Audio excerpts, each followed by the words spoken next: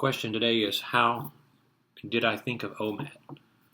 OMAD is intuition for me. It was intuition because I was a fat kid and I started to put a couple of things together. One, the opposite of eating is not eating, which equals weight loss. Complete common sense. But you can't go too far the other way, because if you just stop eating, you're going to not lose anything. Anybody who's ever fasted for any length of time learns that you're not going to lose very much weight after a while, because your basal metabolic rate goes too far down.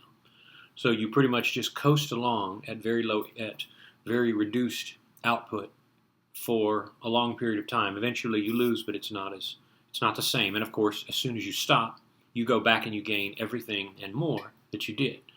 So realizing those two things, that not eating, you lose weight, but not eating anything, you start to lose less. I stopped right in the middle of that. If I eat just once, then that's the best happy medium of the two.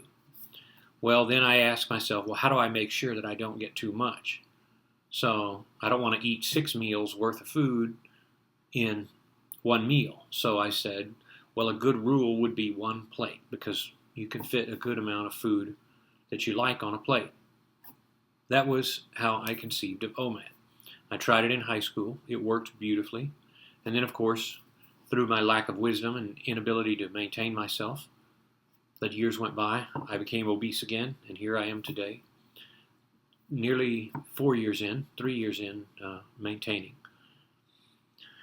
It's just applied common sense.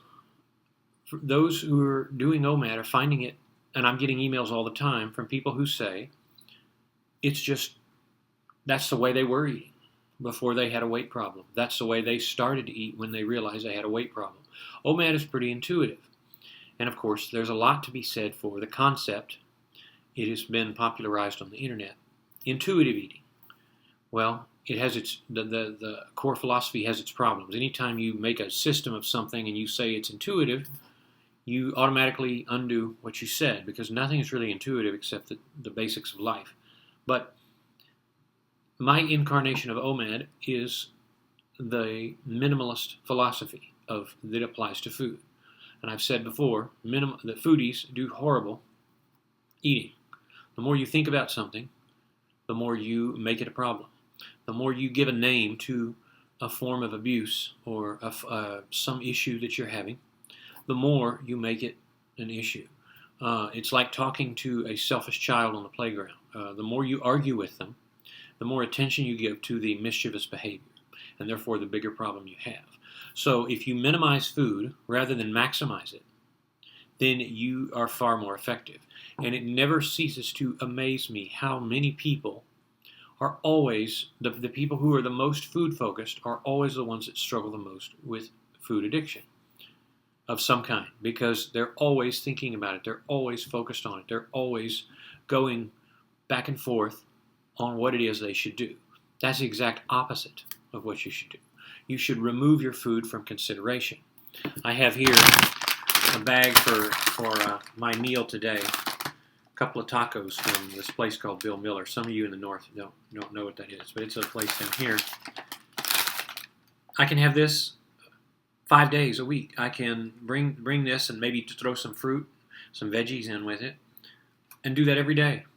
And that eliminates the decision fatigue all week. And the fact that I know what I'm having means that I'm done playing the game for a while. And I get to enjoy what I like for a while. So the idea, I wish people would stop thinking about what is the best food or macros. I wish people would stop thinking about that, at least for a while, and start to realize that the you that you can create out of just self-control, just learning to take control of your ravenous desires, that version of you will be a lot stronger than any other version of you, and a lot healthier, just from that right there. So, in terms of where OMAD comes from, it's intuition. It's intuition given structure based on advice, in this case, from my experiences. And if my experiences help you, I'm always glad that they do.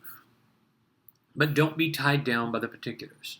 I get so many questions, so many burning questions each week about people who are asking, well, what time? What's this? You're losing the point.